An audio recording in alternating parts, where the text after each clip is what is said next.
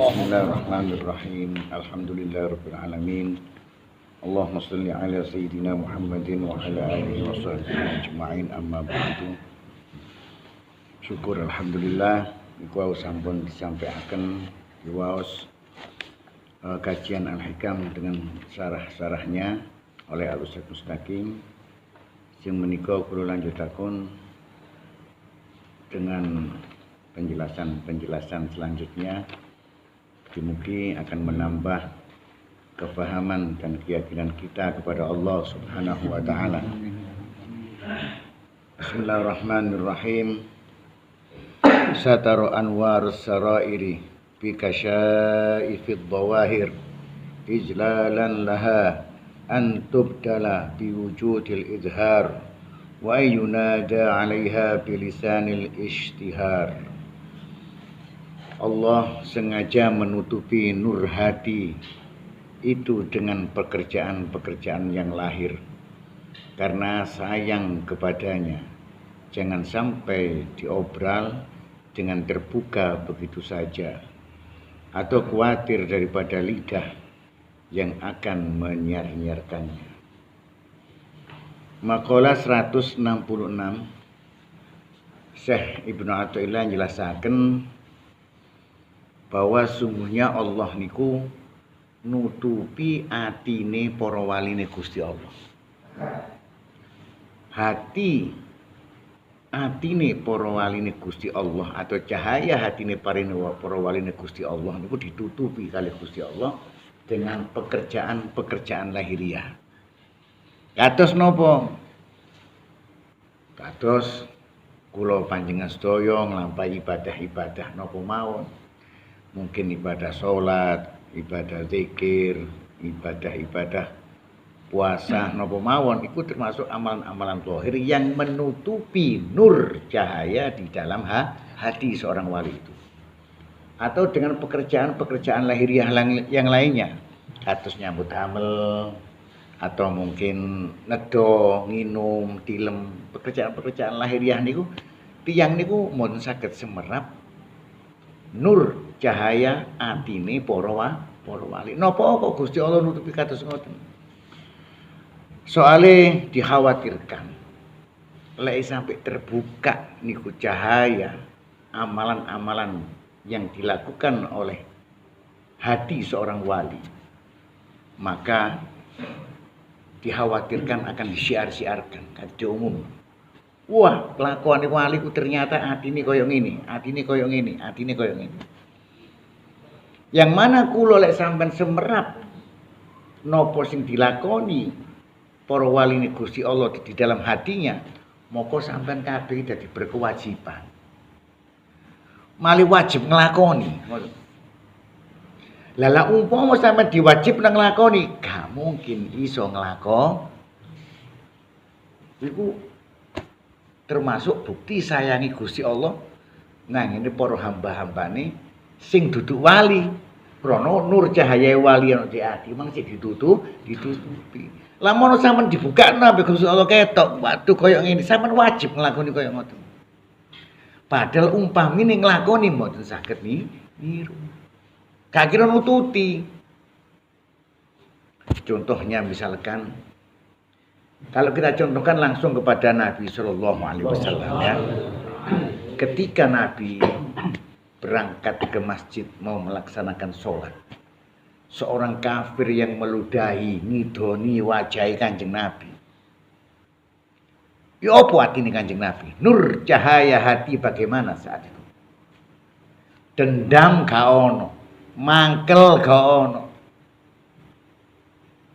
Yang ada kesabaran dan rahmat di dalam hati Rasulullah SAW. Mari ngoten mlaku maneh diidoni malih nggih ngoten. Gak duwe dendam, gak duwe mangkel. Sampai sing ngidoni iki lara gak ngidoni malih, didoleki ambek Kanjeng Nabi sallallahu alaihi wasallam. Lah itu sudah menggambarkan betapa besar amalan-amalan hati Rasulullah sallallahu alaihi wasallam dengan cahaya-cahaya nur ilahiyah, cahaya-cahaya ketuhanan. Akhire sing ngono apa? Rahmat saaken. Wis gak duwe mangkel, gak duwe dendam. Malah sing ngidoni loro disambangi, padahal sing ngongkon ngidoni gak nyambangi. Loh, sampean semerap keadaane atine Kanjeng Nabi sing kados ngoten. Dibuka ambek Gusti Allah, moko sampean berkewajiban nglakoni kaya ngono. Kira-kira kuat ta? Kuat napa mboten? Sampeyan diidoni tok mawon gak diidoni, dilokno ngono tok ae paling balesane wis gak karu-karuan ya. Napa malih kaya kula sampeyan ngrasa aku iki kate nglakoni sembahyang, kate nglakoni barang bener. Mari ngono ana sing idoni kira-kira wah ya apa? Senggol bacok rasane.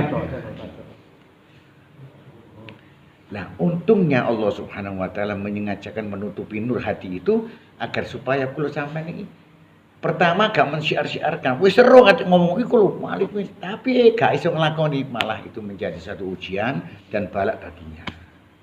Makane kaya kula sampeyan iki gak weruh. Nur cahaya hati seorang wali, apa yang dilakukan dan rahasia-rahasianya. Umpama weruh, kula sampeyan iki malah dadi kebeban, dadi kewajiban. Kira-kira kuat ta? Kira kuat lek menurut kula kira kuat. Ngoten lho. Kemudian makalah selanjutnya subhana man lam yaj'alid dalila ala awliyaihi illa min haitsu dalilu alaihi wa lam yusil ilaihim illa man arada ay yuwassila ilaihi. Maha suci Allah yang sengaja tidak mengadakan suatu bukti tanda untuk para walinya kecuali sekedar untuk mengenal kepadanya, sebagaimana tidak menyampaikan, mempertemukan dengan mereka kecuali pada orang-orang yang akan disampaikan kepada Allah Subhanahu wa taala. Makalah 167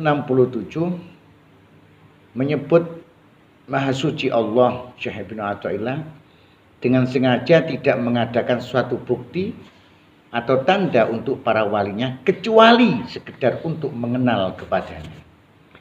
Jadi Gusti Allah Subhanahu wa taala iki gak engkei tondo-tondo wali. Ana maneh lek ana tondo ireng ngen bathuke iki wali mboten. Atau ana tondo ngen lengene ngene iki ireng wali mboten. Gak dikek tondo-tondo. Kecuali hanya sedikit sekedar untuk mengenalnya saja. Yang sedikit niki disebutkan wonten di Al-Qur'an, inna ala auliya Allah la khaufun alaihim wa lahum yahzanun. Iki tondo-tondone titik tok. Sak temene para waline Gusti Allah iku la khaufun ya gak duwe rasa wedi. La khaufun alaihim wa lahum yahzanun, gak duwe rasa gentar, gak duwe rasa susah. Kecuali nang ngene Gusti Allah. Iku termasuk tondo-tondo. Lah wong ningali tondo-tondo ngoten niku repot napa mboten? Repot. Sampeyan ngeluk wong kuplukan, surbanan, wiridan. Koyok-koyok wong iku wedi nang Gusti Allah, belum ten. Kan ngoten ta? Malah alap-alap sing iya enggak macam-macam. Lah Gusti Allah gak ngek tondo-tondo ngoten. Makane waline Gusti Allah gak ono sing ngeru, akeh-akeh wong ketipu. Sehingga ada para ulama-ulama salaf dahulu itu membagi tiga, awas dengan tiga ini, jangan sampai engkau meremehkannya. Sing pertama, ojo sampai tinggalno kelakuan apik. Iki rahasia Gusti Allah. Masih kelakuan apik ku cilik lan remeh. Soale wong iki gak ero didekek endi ridane Gusti Allah Subhanahu wa taala nang ngene kelakuan sing apik. Kadang wong ana kelakon wiritan sedina sewengi setahun rong taun gak oleh apa-apa. Ana wong kelakon apik ringan-ringan tok mbok nginggirno watu mbok oleh ridane Gusti. Makane aja diremehno gak ero. Didekek endi ridane Gusti Allah nang ngene kelakuan apik. Iki nomor 1. Nomor 2, ojo sampai nglakoni elek, masih kelakon iku elek ku cilik atau remeh. Belum tentu kita ndak tahu di mana Allah menaruh murkanya. Ana wong korupsi miliaran, triliunan aman. Tapi ana wong nyolong pitik pas murkane Allah babak belur. Paham nggih? Nah, terus sing nomor 3, sing ati-ati ambek makhluke Gusti Allah yakni sing jenenge menungso. Krana menungso iku gak kena diweruhi sing diwaline Gusti Allah. Modele kelakone kaya gak nyocoki nang syariat bareng diilok-ilokno iku ngono waline Gusti Allah malah dadi bendune Gusti. Iki. Mangane gak ono tondo-tondo. Dikae tondo ambek Gusti Allah yang disebutkan dalam ayat tadi. Kemudian lek ono wong dipethokno nang ngene wali, iku cuma situk tujuane Gusti Allah iku. Ana wong dikenal para wali, dicedhekno nang para wali. Iku tujuane situk apa supaya wong iki tutuk nang ngene Gusti. Lah saiki sing repot iku ndoleki waline iku sing endi? Sing pertama mang dirahasiakno tanda-tandane ae gak ono. Mari ngono terusan makalah lek ana wong dicedhekno nang ngene para wali, mang bakal ditutukno nang ngene Gusti. Modele lek wong iki dikenal wali iku ngono dalanmu untuk sampai kepada. Lah sedangkan goleki waline iki sing repot. Engko ana wong gawe jubah, jenggote dawa, surbanan dianggap wali, tibane ketipu. Ngoten nah. Oh mari ngono ana wong rek wali ku macem-macem. Wong modele koyo wong gendeng ngancang omplong mlaku nyeret omplong klonang-klonang gak rone ku wali. Bareng ditono temen gak rone wong iku gendeng kapan wali. Kan repot ya. Oleh karena itu maka kita tidak luput untuk bermohon kepada Allah agar dituntun dan ditunjukkan oleh Allah, disampaikan kepada para wali itu, kemudian kita akan bisa sampai dengan jalan wali itu untuk kepada Allah Subhanahu wa ta'ala. Terus makalah selanjutnya, rubbama atla'aka ala ghaibi malakutihi wa hajaba ankal istishrafa ala asraril ibadah.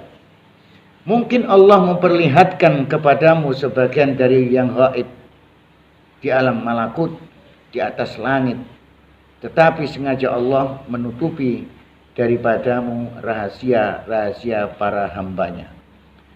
Makalah 168, seorang salik mungkin dari istiqomahnya, dari tekunnya dia melakukan amalan-amalan yang khusus seperti zikir dalam hati, melakukan amalan-amalan sunnah yang lainnya, juga yang sudah menjaga hal-hal yang wajib, maka Allah kadang-kadangnya membuka apa? Dibukakan alamul mulki wal malakut, sehingga mengetahui kejadian-kejadian yang akan terjadi. Mungkin besok wong dikandani, awas aja mlaku rono le, ana kono bakal awakmu blai. Kemudian kejadian benar itu, itulah karena dibukanya oleh Allah hatinya, ditunjukkan alam mulki wal malakut. Itu sebagian saja. Saged ningali ngoten, oh awakmu bakal besok rabi ambek iki, oh bakal ngeten semerang. Tapi wali atau seorang salik ini gak dibukakno ambek Gusti Allah, iso weruh atine padha menungsane. Iso ngelok kejadian mungkin 1 tahun yang akan datang, 2 tahun yang akan datang, semerap tiang niku krana dibukakno alamul mulki wal malakut. Dibukakno alam malakut, weruh bakal sing terjadi setahun maneh 2 tahun lagi.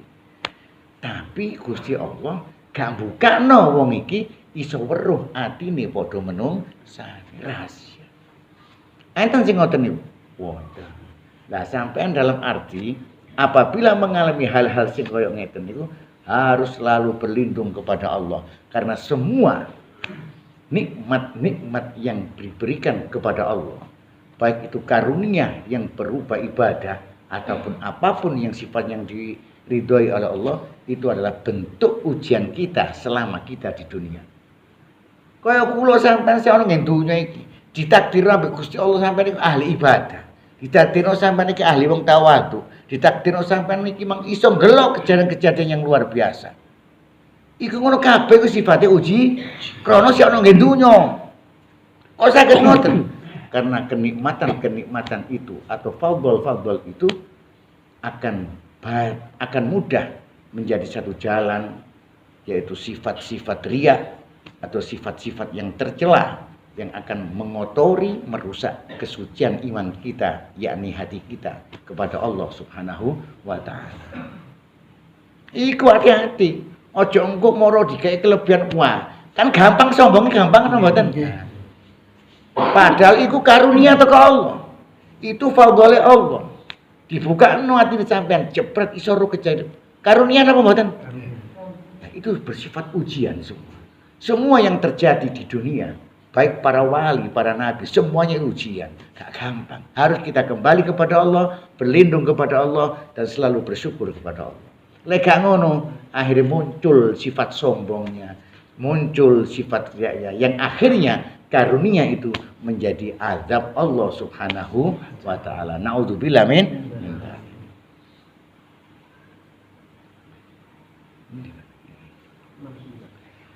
Kemudian selanjutnya manittala'a ala asraril ibadi wa lam yatakhallaq birrahmatil ilahiyati kanat tila'uhu fitnatan alaihi wa sababan lijarril wabali alaihi. Siapa yang dapat melihat rahasia-rahasia manusia padahal ia tidak meniru sifat Allah, maka pengetahuan itu menjadi balak baginya dan sebagai sebab untuk tibanya bahaya bagi dirinya sendiri. Makalah 169. Siapa terus Syekh Ibnu Athaillah sinten mawon sing saged ningali rahasia-rahasia padha menungsa. Dibukakno kasef ambek Allah atine iso ndelok atine menungsa. Tapi wong sing dibukakno atine mang ketok atine menung waduh ketok wong iki atine sombong. Ero. Wong iki atine riyak, weruh. Wong iki atine dendam, weruh. Tapi wong sing weruh mang dibukakno ambek Gusti Allah atine gak duwe sifat Tuhan. Sifat Tuhan sing pundi? Ar-Rahman, Ar-Rahim. Nggih menika kasih sayang. Iku bakal ndadekno balak kanggo awake dhewe. Lah maksudnya yang nopo ngeten. Lah tiyang pun dibuka kali Gusti Allah atine. Hijabe pun dibuka, maka dia mampu ditunjukkan oleh Allah rahasia-rahasia manusia yang di hadapannya. Ketok wong iki bakal koyo ngene atine koyo ngene semrap. Anjen dikek weruh ambek Gusti Allah. Tapi wong iki gak duwe rasa saken. Malah membencinya, malah mencela, malah menghinakannya, lho iku bakal balik nang awake dhewe. Mangkan ndadekno balak iku mang, ndadekno balak kanggo awake dhewe. Maka niku bersyukurlah kita. Andai kata kita masih tertutupi, tidak mampu untuk melihat rahasia-rahasia orang lain, maka kita termasuk juga sebagai bentuk rahmat Allah yang diberikan kepada kita. Ampun sampai kadang wong salik iku kadang ujane iku kados ngoten, kepingin ruwan, ya enggak? Terus kepingin opo wong iki? Ah. Kepingin ndang tutuk jarine dhek. Padahal iku duduk tutuk iku sik ujian, gak gampang. Lah niku pernah dikisahkan tadi saya dengarkan bahwa Nabiullah Ibrahim pernah diangkat oleh Allah Subhanahu wa taala, ditunjukkan penduduk bumi. Ketika Nabi Ibrahim melihat penduduk bumi, menungso-menungso nang bumi iki sing nglakoni maksiat, akhirnya gak betah sing jenenge Nabi Ibrahim itu njaluk Gusti Allah agar supaya orang-orang yang bermaksiat itu dimusnahkan. Ya Allah, sampeyan musnahno ae wong sing maksiat iku wis. Kaya apa wong ngene-ngene gak ngerti ambek sampean. Wong sampean iki sing nyiptakno. Sampean ini yang mengurusi, yang mengatur semuanya. Mereka gak tunduk, gak wedi, gak sepuro, gak mengagungkan sampean. Malah dia bermaksiat terhadap sampean. Hancurkan, musnahkan ya Allah. Iku terus Nabi Ibrahim datang Gusti Allah Subhanahu wa taala. Di suatu saat kemudian dengan lain waktu, bertambah hari, bertambah bulan, bertambah tahun kemudian, Nabi Ibrahim tidak mempunyai anak dalam berumah tangga. Lama-lama diberikan anak yang namanya Ismail. Ketika anak ini sudah dewasa, dan anak ini satu-satunya daripada Nabi Ismail, yang sangat dicintai Nabi Ismail, enggak dua anak, ya anak tunggal. Paling disayang sudah di Nabi bisa. Tiba-tiba Allah Subhanahu wa taala memerintahkan Nabi Ibrahim untuk menyembelih Ismail. Kemudian Nabi Ibrahim mengatakan, "Ya Allah, ini konon ya cerita dalam kitab itu seperti itu. Ya Allah, iki anakku sing paling tak sayangi ya Allah. Mek siji pisan. Kok sampean iki carane anu gon tak coba liyane. Aja ngongkon beleh anak. Jawabnya Allah Subhanahu wa taala. "Hei Ibrahim, kenapa engkau melarang aku untuk memerintahkan kamu menyembelih anakmu?"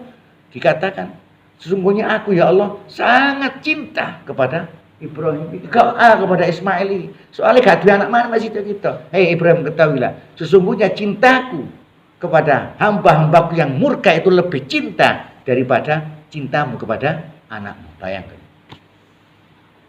Jadi Allah Subhanahu wa taala ini melihat hamba-hambanya yang berbuat maksiat. Iku saya cinta, gak langsung dihukum, diinteni kapan kon tobat le. Kapan kon sadar le. Oh, gak iso sadar, mungkin anakmu bakal sadar. Sing iso ndongakno awakmu bakal sak sepuro. Oh, gak iso, mungkin putumu yang akan mendoakan kamu. Itu cinta Allah Subhanahu wa taala kepada makhluknya yang bernama manusia. Akhirnya Nabi Ibrahim tadi itu diuji dengan disuruh menyembelih anaknya. Yang dalam arti apa? Ketika hati seorang yang telah dibukakan rahasia orang lain, terus mari ngono ndonga elek iki, ati iki nang ngene wong bakal balik nang awake dhewe. Jadi enak gak enak. Mangane sampean saiki kepengin ruwan apa mboten?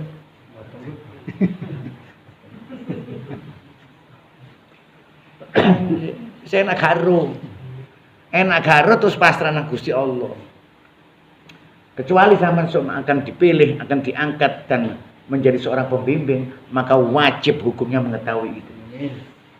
Soalnya apa? Lek gak iso bimbing wong lek garo. Tadi itu hanya bagi seorang pembimbing. Mengerti, oh iki muridku ngene, obate kok ngene. Lek dulu tadi pembimbing, gak dicocok terus ngono blind balik nang awake dhewe sik gak betah omane delok. Sebelah koyo ngene ibarati blind gak tutuk-tutuk padha ngeblaki tadi ya. Kemudian makalah selanjutnya, haddun nafsi fil ma'siyati zahirun jaliyun wa hadduha fit ta'ati batinun khafiyun wa mudawatu ma yakhfa sa'bun ilaju.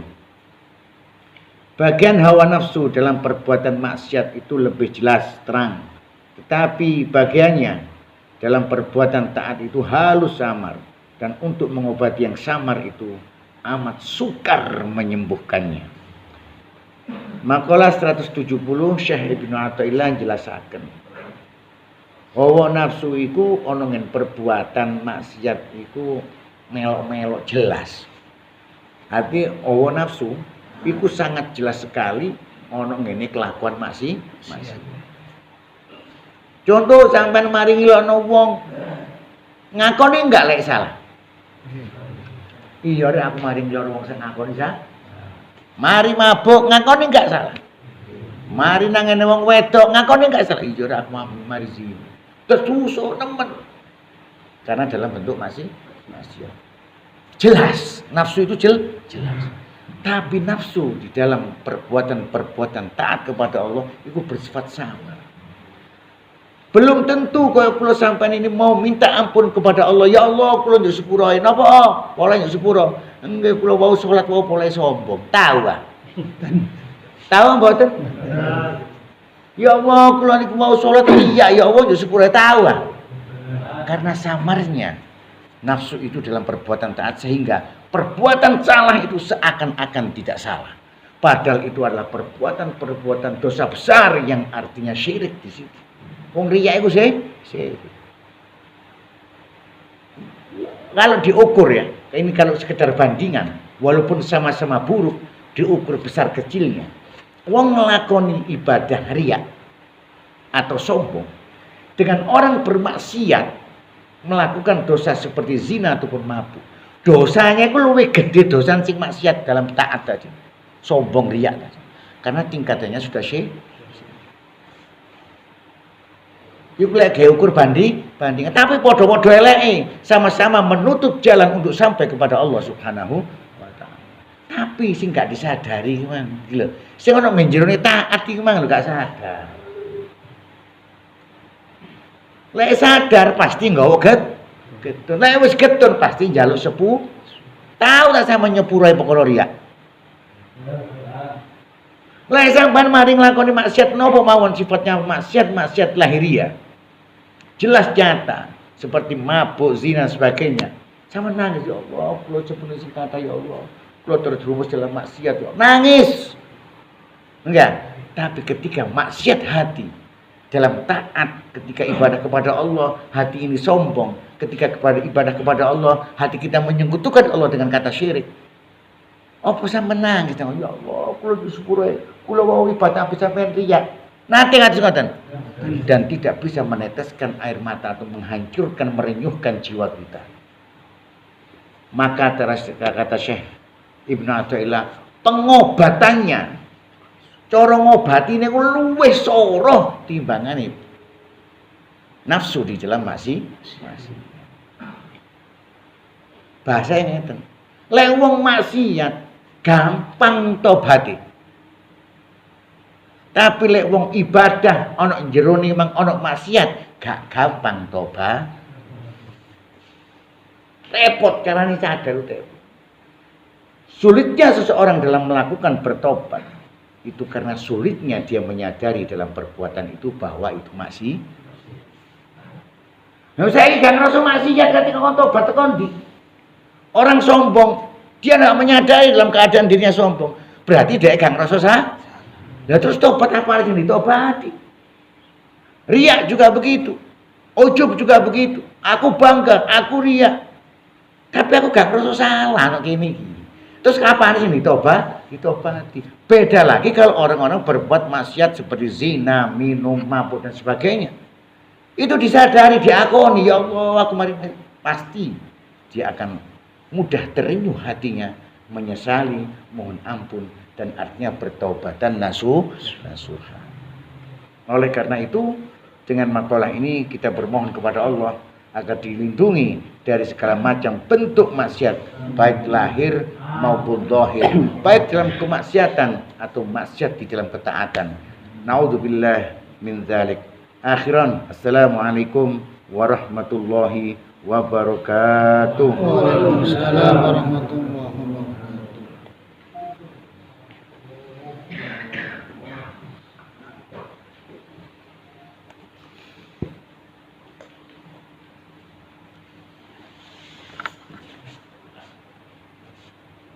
Kau lewat ini, mati dia atau lewat ini.